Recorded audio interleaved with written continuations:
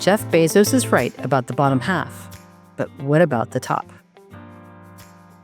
The bottom half pays little, billionaires pay relatively little, and in between, someone is footing the bill. I'm Diana Oehrli at The Pressures of Privilege, May 24th, 2026. Jeff Bezos says the bottom half of American earners should pay zero federal income tax. A lot of people heard that and got angry. I heard it. He's not wrong, but his moral example, a nurse in Queens making $75,000, was off. She's above the bottom half cutoff of roughly $53,000. He says the bottom half contributes only 3% to tax coffers, and we could find that money somewhere else. So I'd like to ask Bezos where he suggests we find the extra tax revenue. The top 1% statistic sounds like it captures billionaires like him, but it really captures reported income. In 2023, taxpayers with adjusted gross incomes above about $675,000 paid 38.4% of federal income taxes. That includes wages, business income, dividends, and realized capital gains, but not unrealized gains or borrowed money. As long as the stock market price doesn't fall, people like Bezos are able to live on borrowed assets. Here's how it works. A billionaire borrows against his stock to pay for his lifestyle. The loan is not income, and there's no tax. Later, if he sells the stock to repay the loan, he pays capital gains tax, but only on the appreciation above his cost basis. The capital gains rate tops out at 20%, well below the 37% top rate on ordinary income. A salary is taxed at nearly twice the rate of a gain, and he does so only when he decides to sell, perhaps at a time when he has a lot of deductions, minimizing the tax even further. The taxing the rich argument isn't going to accomplish its intention. It is going to reach the upper middle, people living off a $200,000 a year or more, the widow in Florida on dividend income, or the doctor in New York on a salary. These are part of the 1%, but they are very different from billionaires who flaunt their wealth. A rocket business, a yacht, and a Venice wedding with a guest list that includes business associates could be a business expense.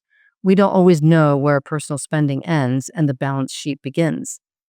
Or take Hans-Jörg Wyss. He's Swiss. He built a medical device company, sold it to Johnson & Johnson for roughly $20 billion, and has since given away billions to conservation and science. He says he supports an inheritance tax in Switzerland, but he lives in Wyoming, where there's no state income, estate, or wealth tax.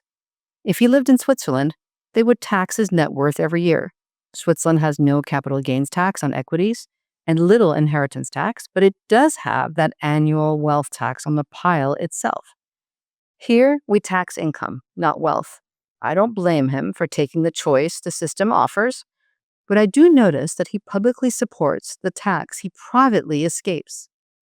To lump the doctor in Massachusetts who earns $300,000 a year with someone like him is lazy. At my beach club recently, the kind of place where how you wear your money matters more than how much you have, I brought this topic up. The people I spoke to, people who are not billionaires, disagreed with Bezos. By the way, Bezos could probably afford the dues, but he wouldn't fit the room. They said everyone should pay taxes. It's part of the American agreement. Even a small amount means you have skin in the game. When I opined that billionaires should pay more, they pushed back. Billionaires earned their money, they said. They employ people, they create wealth. Then I told them that their bracket, people earning $200,000 to $1 million a year from work or interest and dividends, is actually footing a large part of the federal income tax bill right now. In other words, they are subsidizing the billionaires. They look stunned. They hadn't looked at it that way. Here's what I keep hearing. Tax the rich. But I rarely hear anyone define which rich they mean. Someone earning $200,000 to $350,000 a year is earning a salary.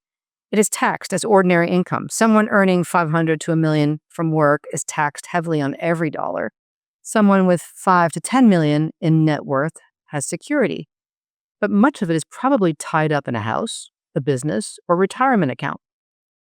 Someone with 10 to 30 million is rich, but that wealth is finite. Someone with 30 million or more in investable assets is playing a different game. That billionaire is in a completely different financial category from any of us. The top 1% is defined by income, not net worth, and doesn't reliably capture the billionaire class. The reason? Billionaires can arrange their finances so that very little income appears in any given year. The public is not wrong to be angry. What they're reacting to is real. The spectacle is easier to see than the structure behind it. Bezos' Venice wedding, the boats, the celebrity guests, the excess, has a let them eat cake quality. Warren Buffett escapes most of that anger because he looks restrained. Same house, simple car, not leaving everything to his kids. The same tax questions apply to his appreciated stock and unrealized gains. It's the in-your-face quality of the spectacle that provokes. The anger points at symptoms, not the cause. The lifestyle that people find offensive is funded by money the income tax system was never built to reach. The federal income tax is visible money. Salaries are visible. Bonuses are visible. Realized capital gains are visible. Unrealized appreciation is not. Borrowing against stock is not. So when people say tax the rich, they usually end up targeting the people whose money is easiest to see. A tax on spending misses the billionaire who claims to own nothing. A tax on income misses the billionaire who borrows instead. The money is there. The category isn't. Jeff Bezos is right that the bottom half shouldn't be the focus, but until we define which rich we actually mean and which money the tax system can actually reach, we'll keep having a debate that sounds like it's about billionaires and keep landing on people with salaries. If this episode landed for you, share it with someone who might need to hear it. And if you haven't already, subscribe so you don't miss what's coming. But here's the real thing I want you to know. If you're carrying something you can't talk about, if you have every resource except someone who actually understands what wealth costs, I work one-on-one with people like you navigating exactly that. You can reach me at dianaoehrli.com. Thanks for listening.